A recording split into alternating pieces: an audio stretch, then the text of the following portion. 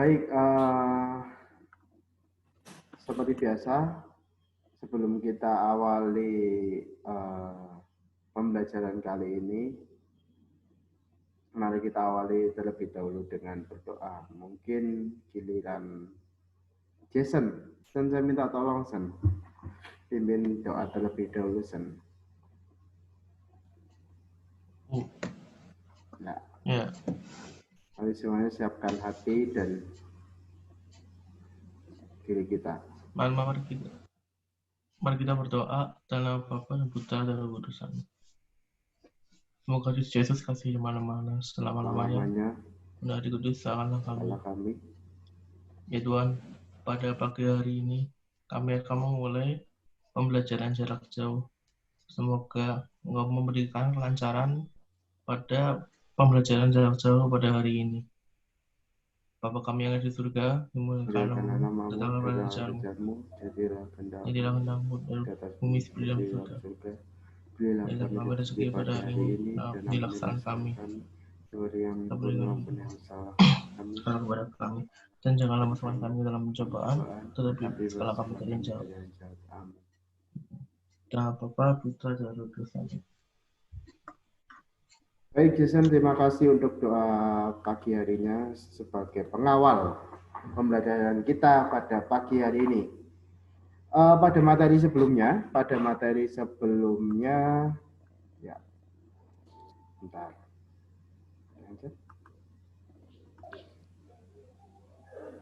Oke, ya. Pada materi sebelumnya, kalian sudah mempelajari terkait politik luar negeri Indonesia, terus bagaimana hubungan internasional yang dijalin oleh Indonesia, terus kemudian perwakilan-perwakilan Indonesia yang berada di luar yang menjadi garda terdepan sebagai perwakilan bangsa untuk bernegosiasi dalam artian bisa mewujudkan kepentingan nasional yang diharapkan. Nah, sekarang kita akan melihat lebih mendalam, yaitu terkait dengan peran Indonesia di organisasi internasional. Ya. Jadi kita akan melihat peran Indonesia di organisasi internasional. Di sini judul yang saya tuliskan di sini ada peran Indonesia di PBB dan ASEAN, tetapi dalam materi ini saya tambahkan satu organisasi lagi, yaitu GNB. Ya. Jadi kita akan melihat bagaimana Indonesia bisa bergabung dengan organisasi internasional ini. Ya. Bagaimana Indonesia bisa bergabung dengan organisasi internasional ini, terus bagaimana perannya Indonesia di dalamnya, gitu ya. Peran dari Indonesia itu sendiri di dalamnya. Jason, kira-kira suara saya putus-putus nggak, Sen? Di tempatmu, Sen? Enggak, lancar. Oke. Nanti sekiranya ada perkataan yang kurang jelas atau tidak lancar akibat koneksi, harap disampaikan saja langsung ya, biar supaya nanti bisa saya ulangi kembali untuk penjelasannya sehingga nanti tidak terjadi kesalahpahaman. Oke. Baik, langsung saja kita sekarang melihat satu persatu peran Indonesia itu sendiri dalam organisasi nasional. Yang pertama adalah terkait dengan PBB, yaitu Perserikatan Bangsa-Bangsa, ya, Perserikatan Bangsa-Bangsa.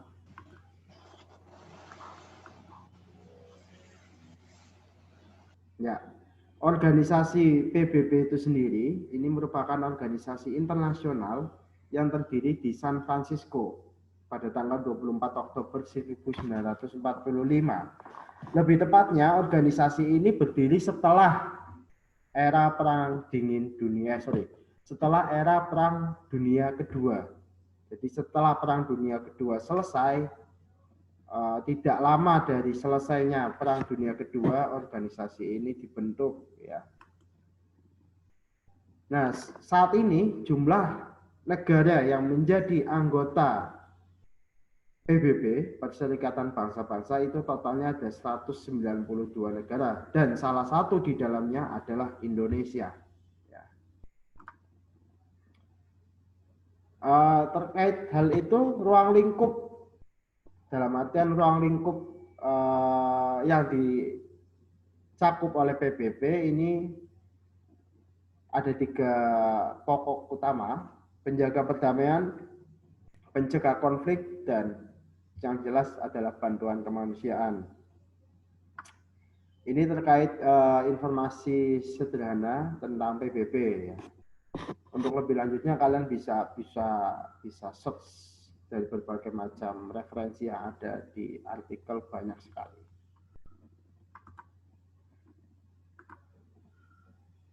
Nah, sekarang kita akan melihat bagaimana sih sejarahnya Indonesia bisa bergabung di PBB itu sendiri ya. Awal Indonesia bergabung di PBB. Jadi Indonesia itu sendiri, negara Indonesia itu resmi menjadi anggota PBB ke-60 itu pada tanggal 28 September 1950. Artinya 5 tahun setelah Indonesia merdeka. 5 tahun setelah Indonesia merdeka, Indonesia baru bergabung menjadi anggota PBB.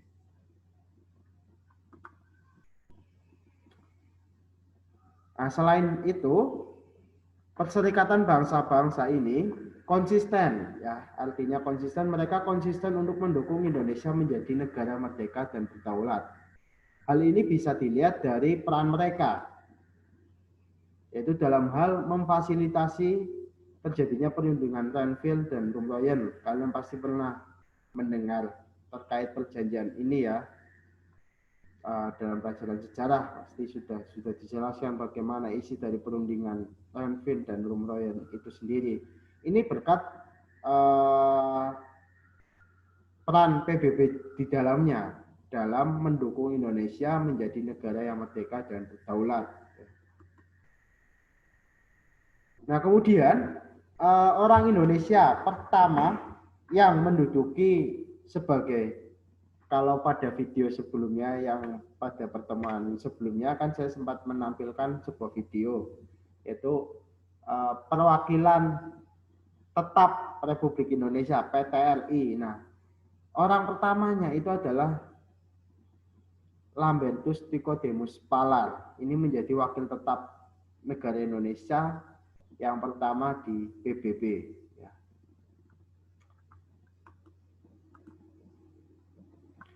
Masih terkait dengan kronologi atau awal bergabungnya Indonesia di PBB dan dinamika yang terjadi pada saat itu ya. Selain tadi PBB memfasilitasi dalam perjanjian Renville dan Rumroyen itu sendiri, PBB ini juga berperan dalam memfasilitasi KMB, Konferensi Meja Bundan, yang di dalamnya membicarakan tentang penyelesaian masalah Irian Jaya ya, dengan Belanda. Tetapi dalam perjalanan waktunya Indonesia itu sendiri sempat keluar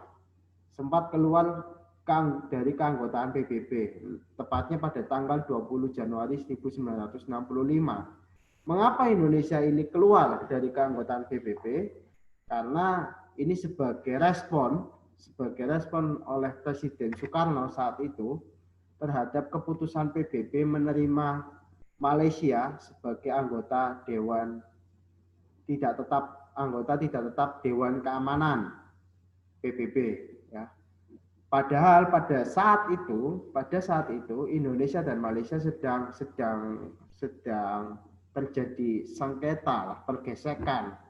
Nah, maka dari itu ketika PBB memasukkan Malaysia sebagai anggota tidak tetap Dewan Keamanan, Indonesia meresponnya dengan mengundurkan diri karena merasa ya dikhianati mungkin ya. Tetapi itu sebagai respon dari Presiden Soekarno sebagai pemimpin negara saat itu, merasa ya PBB tidak berpihak pada mereka. Nah, kemudian mengundurkan diri pada tanggal 20 Januari 1965.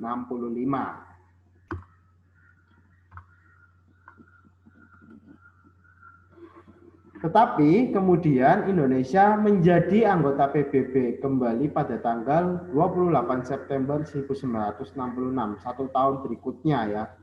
Itu ketika presidennya sudah Presiden Soeharto ini ya, sudah Presiden Soeharto. Kemudian Indonesia masuk kembali menjadi keanggotaan PBB. Sampai di sini adakah pertanyaan? Silahkan.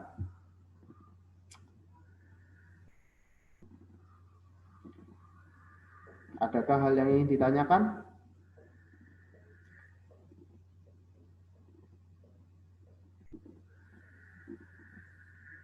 Janos mungkin?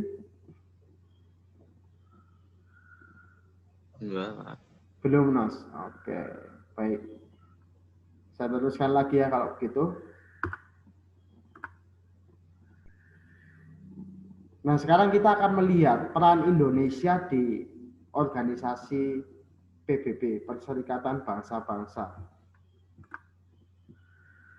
Yang pertama, Indonesia pernah mengirimkan pasukan Garuda ya. Pasukan Garuda ini dikirimkan ke daerah-daerah yang rawan konflik di negara luar ya, sebagai negara penjaga keamanan dan ketertiban dunia ya. Pasukan Garuda ini dikirimkan. Terus kemudian Indonesia menjadi anggota tidak tetap Dewan Keamanan PBB.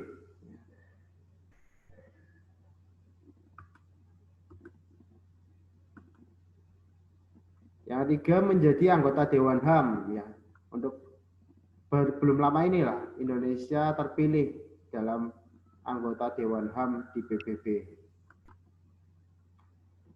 Mengirimkan relawan pasti ketika ada suatu negara mengalami bencana atau musibah, Indonesia selalu ikut ambil bagian ya, selalu ikut ambil bagian dalam memberikan bantuan.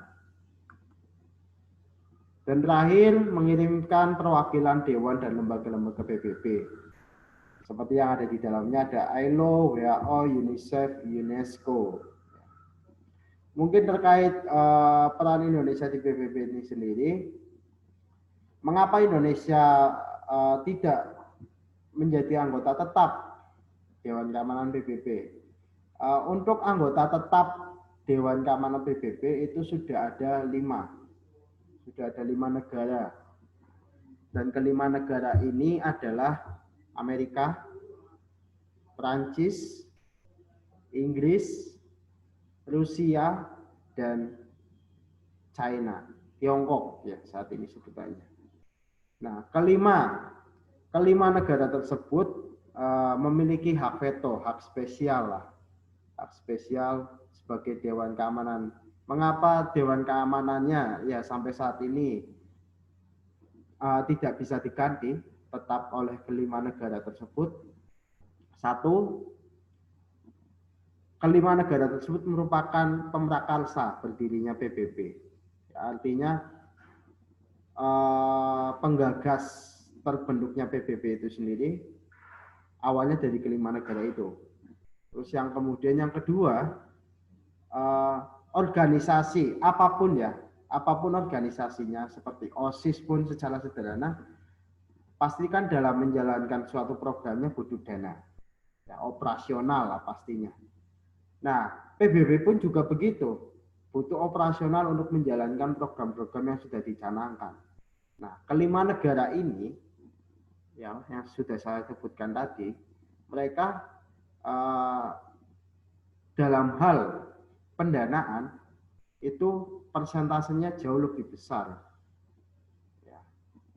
Indonesia bahkan hanya 0, berapa itu untuk seperti iuran supaya berjalannya PBB itu sendiri. Dan memang kelima negara ini pemasok besar lah di PBB itu sendiri. Maka dari itu, yaitu sudah menjadi kesepakatan bersama hingga saat ini. Belum tahu nantinya ke depan apakah Dewan Keamanan tetap itu bisa berubah atau sebagainya, tetapi sampai dari awal PBB berdiri hingga sampai saat ini Dewan Keamanan tetapnya masih dari kelima negara. Sedangkan untuk anggota tidak tetap Dewan Keamanan itu jumlahnya 10 negara dan itu dipilih sudah ada kursinya masing-masing, dari Asia berapa kursi dan sebagainya. Intinya masa jabatannya pun selama 2 tahun sekali. Nah, Indonesia ini pernah menjadi anggota tidak tetap Dewan Keamanan PBB. Oke, ada pertanyaan kira-kira? Silakan. Ayo. Dari yang perempuan mungkin. Ivon biasanya tanya Fon. Atau Gaby? Enggak Pak, nggak tanya dulu Pak. Kamu Pak, nggak tanya Pak. Nggak tanya.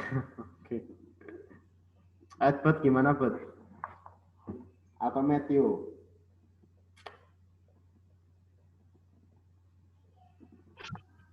Nanti aja lah Pak. Nanti. Belum Pak, nanti aja Pak. Belum. Oke. Siapa ya? Tiffany, Weni, host. Enggak Pak, belum. Nah, oke. Nggak ada Pak. Iya. Oke. Baik, kalau sementara belum ada saya lanjutkan ya.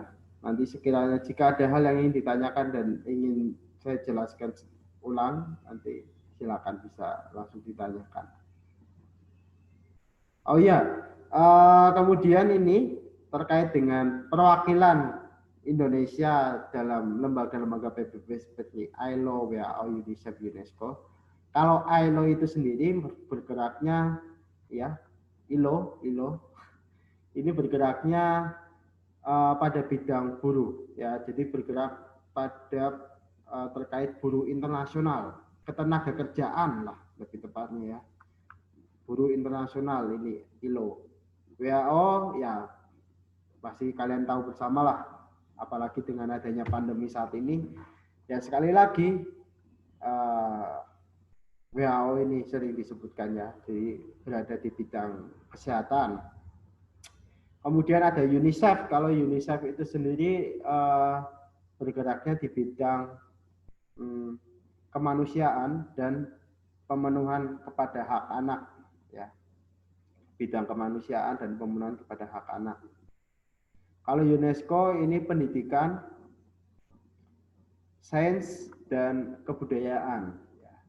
Jadi ini beberapa lembaga yang berada di PBB itu sendiri, dan Indonesia pun pernah mengirimkan perwakilannya gitu.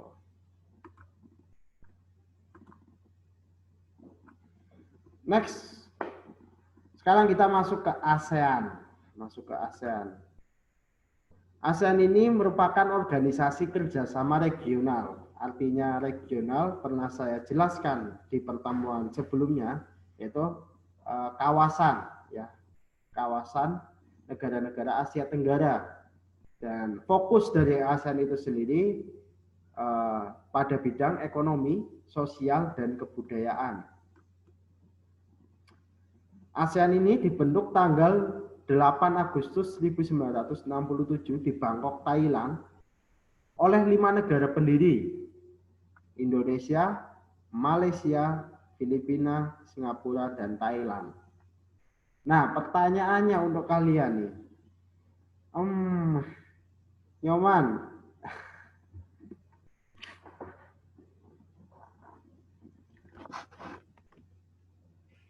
Aku. ya, jangan takut dulu, tenang. Oke,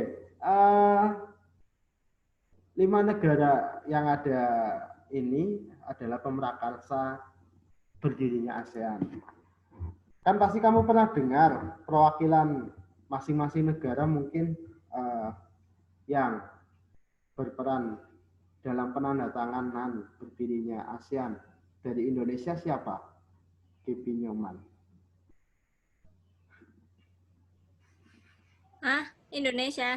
Indonesia. Apa ya? Tapi pernah pasti pernah dengar kan masing-masing perwakilan ini umum ya? Pernah. Ya. Siapa Gap? Ada Malik. Ya, ada Malik. Oke, benar. Makasih ya, Gap. Ya. Hosana. Apa, Pak? Filipina, Hos. Atau Malaysia, atau Singapura, atau Thailand. Bebas, pilih satu. Hah? Perwakilan dari negara Malaysia, Filipina, Singapura, atau Thailand. Kalau Indonesia kan yang mewakili adalah menteri luar negerinya saat itu, yaitu ada Malik. Singapura. Singapura, siapa?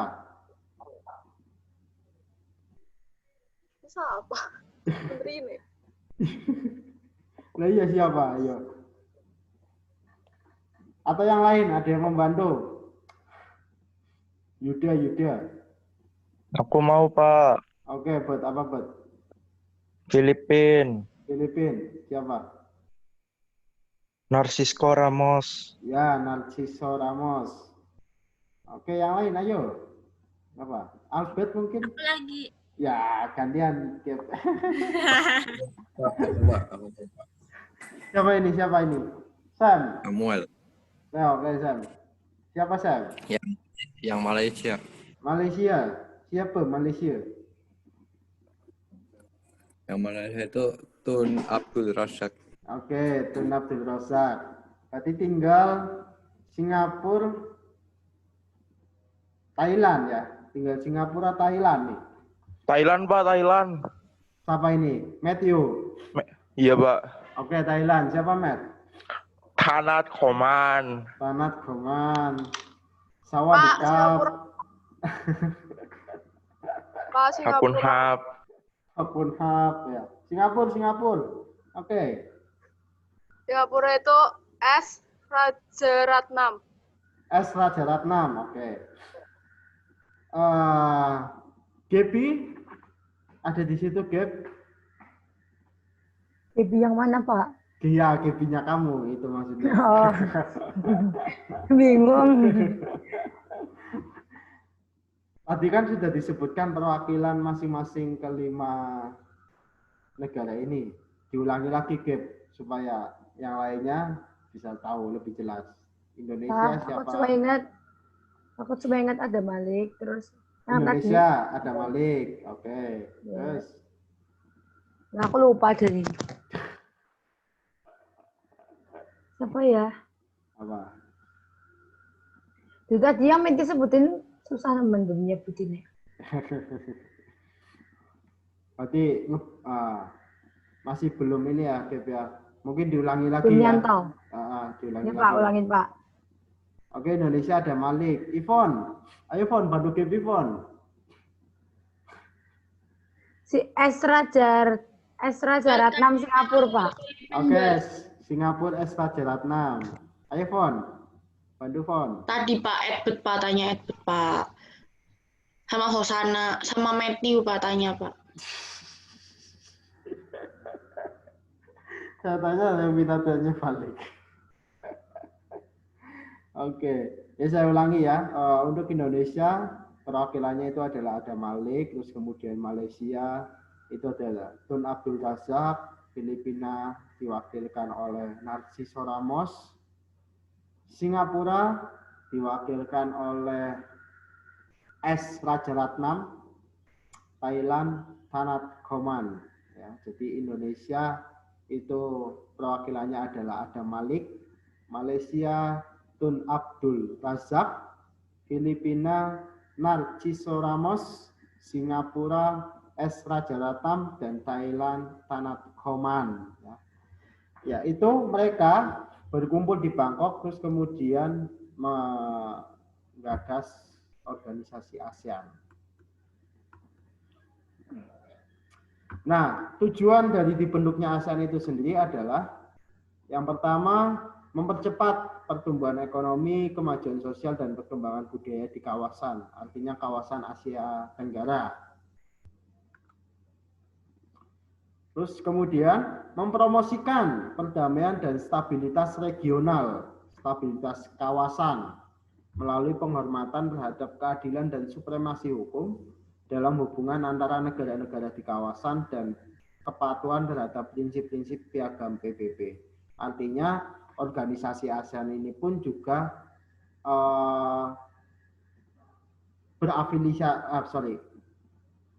punya pedoman dari PBB juga, ya, mengambil dari PBB itu sendiri juga sebagai organisasi internasional tertingginya. Ini tujuan ASEAN. Nah, sekarang yang kalian lihat saat ini, ya, sekarang yang kalian lihat saat ini adalah peran aktif Indonesia dalam ASEAN.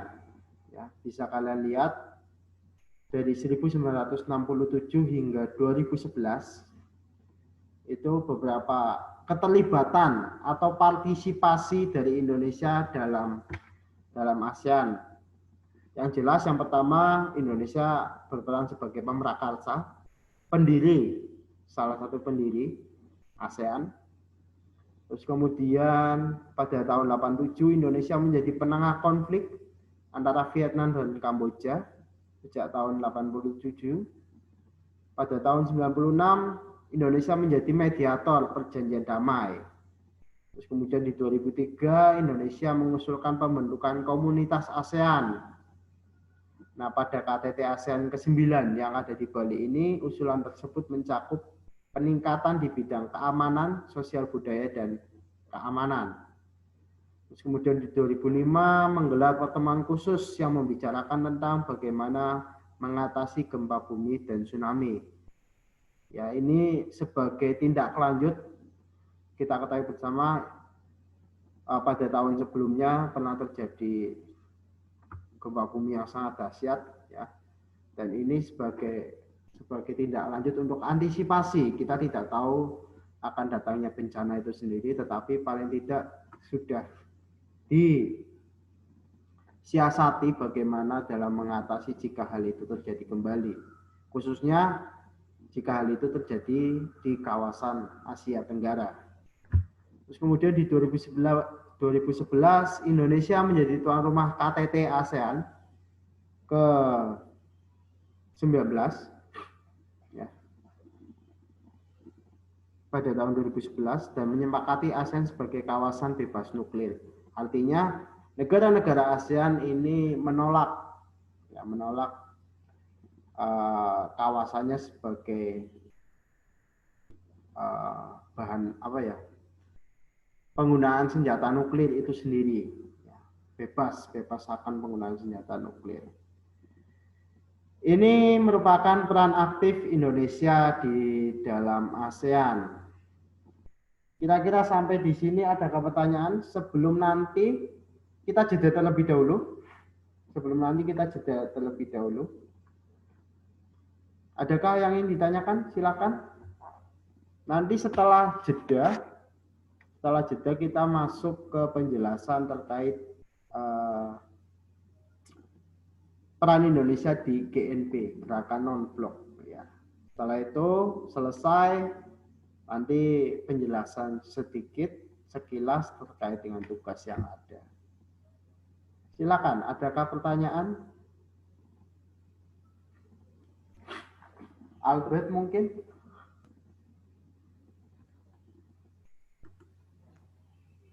Mau tanya, Pak. Ya, gimana, Beb?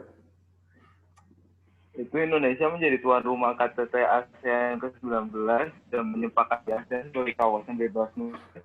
Sebenarnya cuma nuklir yang senjata apa energi nuklir juga, Pak? Gimana, Beb? Nah, putus-putus. Maksudnya nuklir yang senjata atau energi nuklir juga, Pak? Oh, nuklir yang senjata. Jadi penggunaan nuklir sebagai senjata itu mereka menolak. Tetapi kalau nuklir itu digunakan dalam artian untuk manfaat yang lain masih. Tetapi sebagai senjata. Jadi nggak menutupin kemungkinan kalau Indonesia bisa punya nuklir di masa depan. Di masa depan. Tetapi untuk senjata sendiri clear. Itu sebagai persenjataan. Oke, makasih, Pak. Ya, kembali kasih. Yang lain Imelda mungkin, atau Steve, atau Jessica. Ayo.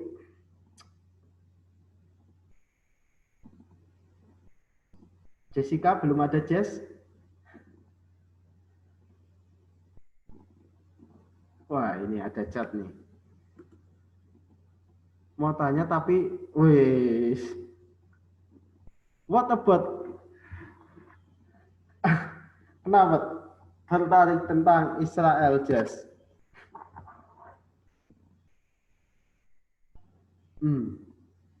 Apakah berkaitan dengan Indonesia? Kalau Indonesia sendiri saat ini kan memang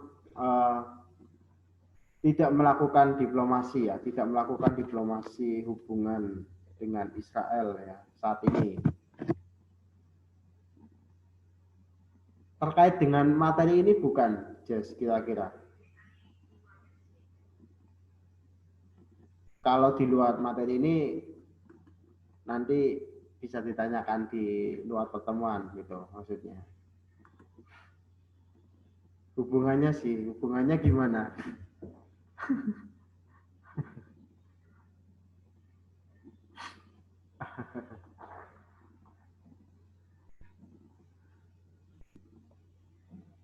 Atau yang lain? Mungkin di-keep dulu ya, Jess, untuk pertanyaannya terkait nanti silakan bisa dijabrikan ke saya. Sambil nanti jeda terlebih dahulu. Nanti saya cerna pertanyaannya. Nanti kalau saya berikan jawaban di jeda setelah. Oke? Yang lain? Belum ada? Baik, sementara kita sudah pukul 8.38 ya. Nanti silakan kalian masuk bergabung kembali melalui link yang sama 8.50 ya. 8.50. Oke? Cukup jelas? Nanti 8.50 jelas, Pak. Bergabung kembali. Baik, sekarang boleh meninggalkan Zoom terlebih dahulu. Nanti 8.50 silakan bergabung kembali. Oke, Pak. Ya.